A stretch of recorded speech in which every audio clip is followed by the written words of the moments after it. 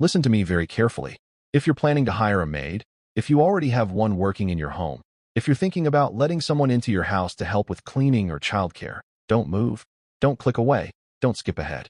What I'm about to tell you could save your family from the nightmare I lived through. Hit that subscribe button right now because this story isn't just entertainment. This is a warning. This is the mistake I made that cost me everything I loved. Turn on those notifications because by the time I finish telling you what happened, you'll understand why background checks aren't enough, why references can lie, and why the person you trust with your home might be the most dangerous person you've ever met. Stay until the very end because I'll tell you the one thing you must do before hiring anyone to work in your house. The one thing that would have saved my family if I'd known it 2 years ago. My name is Chidi. I'm 42 years old.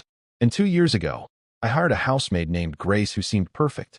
She had excellent references, a kind smile, and a gentle way with my children that made my wife and me feel like we'd found a blessing. Within 6 months, Grace had destroyed my marriage, traumatized my children, and stolen not just money but something far more valuable, our sense of safety in our own home. This is my story, and I'm telling it so you don't make the same mistake I did. My wife, Amara, and I had been married for 12 years. We lived in a nice house in Port Harcourt with our 3 children, Kalechi who was 10, Chidi who was 8, and Adiz who was just 5 years old. Amara worked as a pharmacist at a hospital, long shifts that sometimes stretched into nights. I owned a small logistics company that required me to travel frequently between Port Harcourt and Lagos. We were doing well financially, but we were stretched thin time-wise. We need help, Amara said one evening after another exhausting week. The kids need someone here when we're both working. The house is falling apart. I can't keep doing everything. She was right. We'd been managing without domestic help for years, but it was taking a toll. The children were often left with neighbors. The house was always messy. We were constantly exhausted. Let's hire a housemaid, I agreed. Someone who can help with cleaning, cooking, watching the kids when we're at work. We started looking. We asked friends for recommendations, posted in local groups, interviewed several candidates. Most didn't feel right.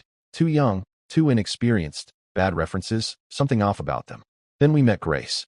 She was recommended by Amara's colleague at the hospital. My cousin knows her from their village. She's worked for 2 families before. Very reliable, trustworthy, great with children. You'll love her. Grace came for an interview on a Saturday afternoon. She was 35, soft-spoken, neatly dressed in simple clothes. She had a gentle demeanor that immediately put us at ease. I've worked as a housemaid for 8 years, she told us, her voice quiet and respectful. My last family moved abroad and couldn't take me with them. Before that, I worked for a family in Lagos for 4 years.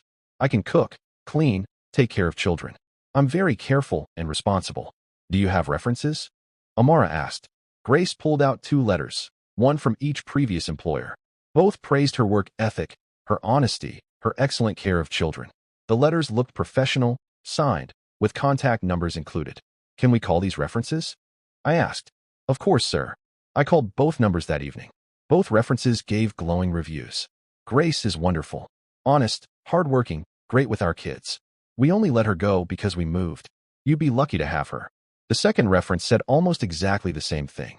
Trustworthy, reliable, our children loved her. Highly recommend. With 2 excellent references and a recommendation from Amara's colleague, we felt confident. We hired Grace. She started work the following Monday. Her duties were simple. Clean the house, do laundry, cook meals, watch the children when we were both at work. We'd pay her 60,000 naira per month plus room and board in the boys' quarters behind our house. The first few weeks were perfect. Grace was everything the references promised. She cleaned thoroughly, cooked well, and most importantly, our children took to her immediately. Auntie Grace is so nice, 5-year-old Adiz would say. She tells us stories and plays with us. She helps us with homework, Kalechi added. And she doesn't shout like Mummy does when we make mistakes. Amara and I laughed at that. I only shout because you 3 are troublemakers, Amara said. But she was relieved. I'm so glad we found her. It's like having an extra pair of hands and eyes. I agreed. Coming home to a clean house, cooked meals, happy children. It felt like we'd finally found balance. Grace was quiet, respectful, always asking permission before doing anything, always updating us about the children. She's perfect, Amara said one night. I don't know how we managed without her. Looking back, that should have been my first warning. Nobody's perfect. But I was too relieved, too grateful for the help to question it. The first subtle change I noticed was about 2 months in. Grace started asking personal questions. Not inappropriate, just more familiar than before. Sir, How long have you and Madam been married? She asked one day while serving my breakfast. 12 years. Why do you ask? Just curious, sir. You have a beautiful family. Madam is very lucky. It seemed innocent enough. But over the following weeks, the questions continued, always when Amara wasn't around. Sir, do you travel a lot for work? Madam works very long hours, doesn't she? You must get lonely sometimes. Your children miss you when you travel. They talk about you constantly. I didn't think much of it.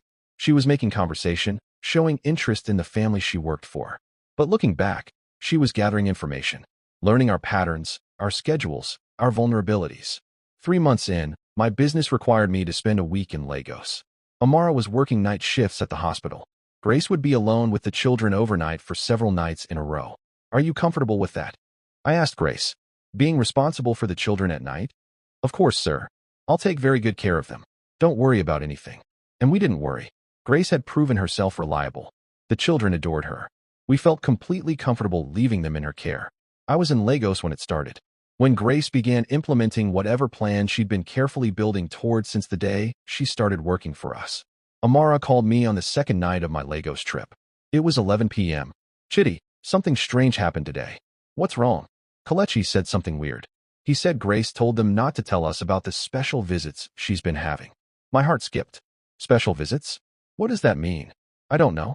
When I asked him to explain, he got scared and said Grace told them it was a secret.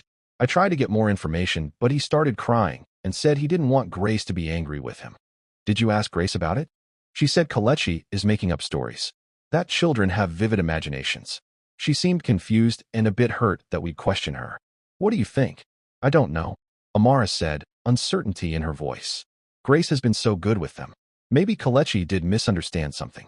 But it bothered me enough to call you. I'll be home tomorrow, I said. We'll figure it out then. But tomorrow was too late. By the time I got home, Grace had already done damage we'd spend years trying to undo. I arrived home the next evening around 6 p.m. Amara was at work. Grace was in the kitchen preparing dinner. The children were in the living room watching television.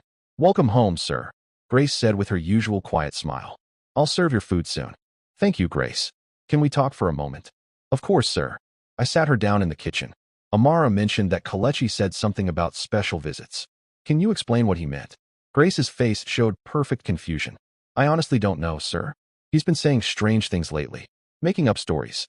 I think he's testing boundaries, seeing what he can get away with. What kind of strange things? Just stories about things that didn't happen. I didn't want to worry you and Madam about it. I thought it was just a phase. Something in her explanation felt rehearsed. Too smooth.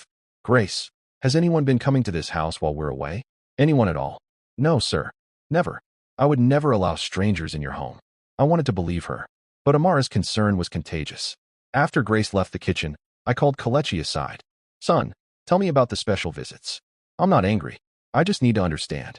Kelechi's eyes filled with tears. Auntie Grace said not to tell.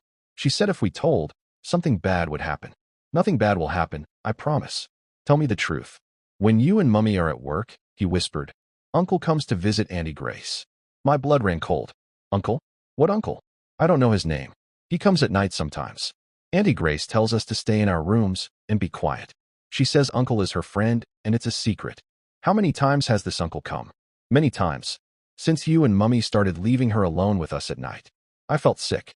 A strange man had been coming to my house at night, when Grace was supposed to be watching my children, when my children were supposed to be safe. Has this uncle ever bothered you? Touched you? Done anything to you or your brother and sister? No, Papa. He just stays with Auntie Grace in her room.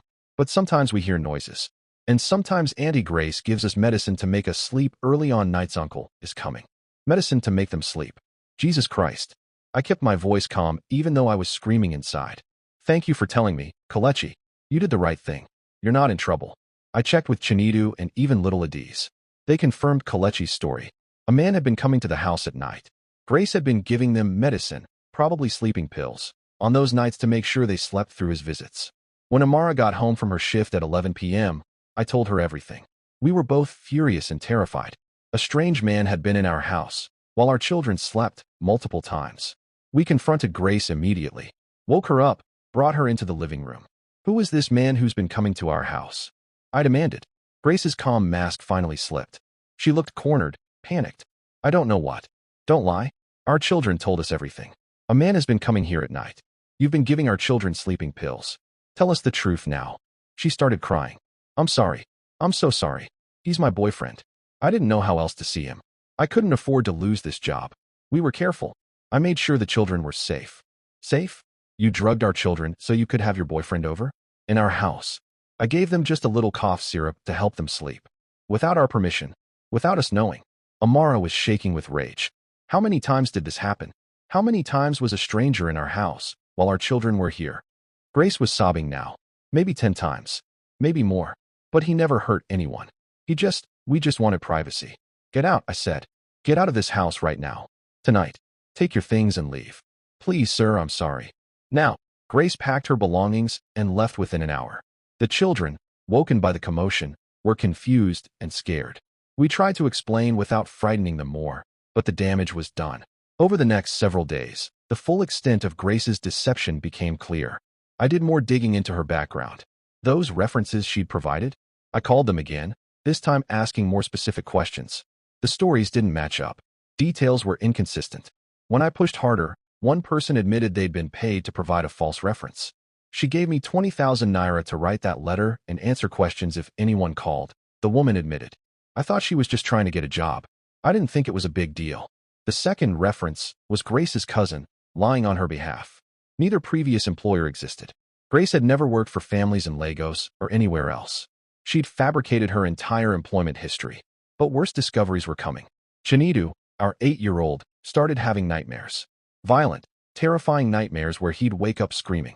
In counseling sessions, yes, we had to get our children therapy. He revealed that the uncle had talked to him a few times, had told him disturbing things, had shown him inappropriate images on a phone.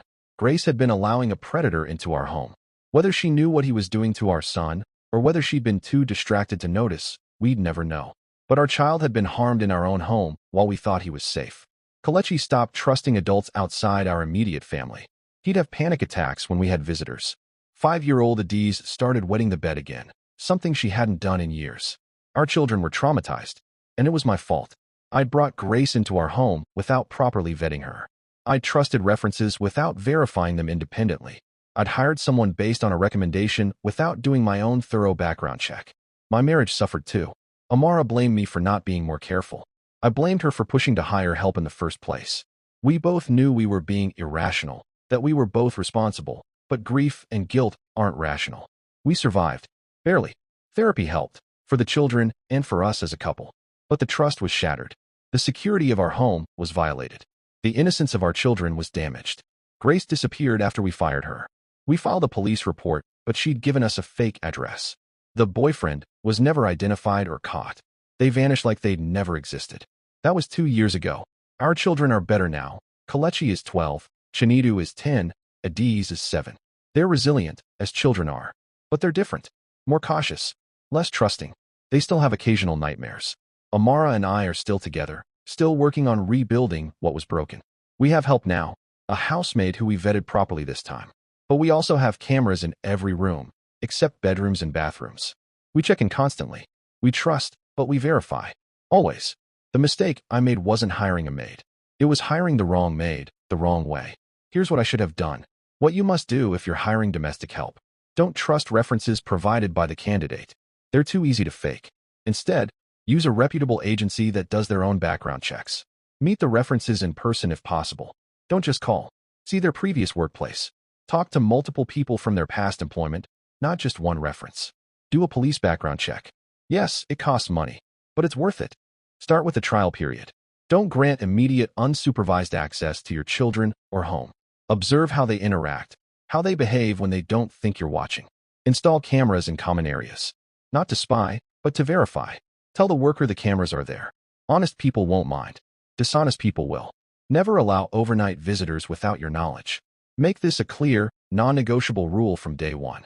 Trust your children. If they say something seems wrong, investigate. Don't dismiss their concerns as imagination. Check in unexpectedly. Come home at random times. Call at odd hours. Keep people on their toes. Most importantly, trust your instincts. If something feels off, investigate. Don't ignore that feeling because you're desperate for help or because the person seems nice. Grace seemed perfect. She had references. She was recommended by someone Amara knew. She was gentle and kind with our children. And she was lying about everything from day one. The perfect employee doesn't exist. Everyone has flaws, makes mistakes. Someone who seems too perfect is probably hiding something. I'm sharing this story not to scare you away from hiring help. We needed help. We still need help. Domestic workers provide invaluable service to families who need support. But hire carefully. Verify everything. Protect your family. Don't make the mistake I made. Don't trust blindly. Don't skip the background checks because you're in a hurry. Don't ignore the red flags because you're desperate. Your family's safety is worth the extra time, the extra money, the extra precaution. I learned that lesson the hardest way possible. I hope you'll learn it from my story instead of from your own tragedy. If this story opened your eyes to the importance of properly vetting domestic help, if it reminded you that trust must be earned and verified, if it gave you practical steps to protect your family, subscribe to this channel right now. Hit that notification bell because I share real stories about real dangers that families face and real solutions to protect yourself. Drop a comment below. Do you have domestic help in your home? Did you do proper background checks? Have you ever had a bad experience with someone you hired? What precautions do you take to keep your family safe? Share your story so others can learn. Share this video with every parent you know, every person who has hired or is planning to hire domestic help, every family that needs to understand that good intentions aren't enough. You need good verification too. Thank you for listening to my painful story. Thank you for not judging me for the mistakes I made. Thank you for understanding that I'm sharing this to help other families avoid the nightmare we lived through. Remember, the most dangerous people are often the ones who seem the most trustworthy. The best lies are the ones wrapped in kindness and respectability. Protect your family. Verify everyone. Trust, but verify always. My children are healing. My marriage survived. We're rebuilding. But we'll never forget what happened when we brought a stranger into our home without properly checking who she really was. Don't let this happen to your family. Be careful. Be thorough. Be vigilant. Before you hire a maid, don't make the mistake I made. Do your research. Verify everything. Protect what matters most. Stay safe. Stay vigilant. Stay blessed.